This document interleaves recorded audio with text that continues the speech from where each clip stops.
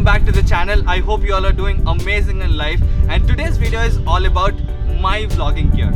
So the number one camera I use is the GoPro Hero 7 Black, and this is a very versatile camera that I use. All the footage you see on my channel is almost from this particular camera. It can be moto vlogs, it can be daily vlogs, or any vlog that I put on YouTube is almost shot on this particular camera. I usually shoot it at 2.7K at 50 FPS for good lighting and all of that, and the footage turns out to be very good and editable. So with the GoPro Hero 7 Black, I use a GoPro mic adapter, and this is a very important thing in vlogging because audio plays an important role in all of your videos. The stock mic on the GoPro does a good job, but this gets the job done really well.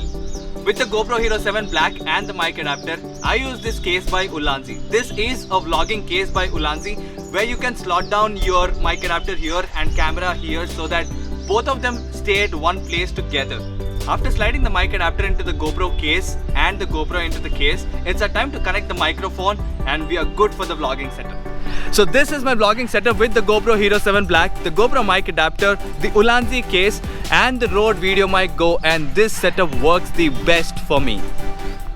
Coming to my motor vlogging setup, I use a well qualified DLX helmet with a chin mount. I already have a GoPro mount here fixed with M-Seal, and I use a J mount to fix the camera to this particular thing. So this is the J mount, and this is how you fix it to your helmet.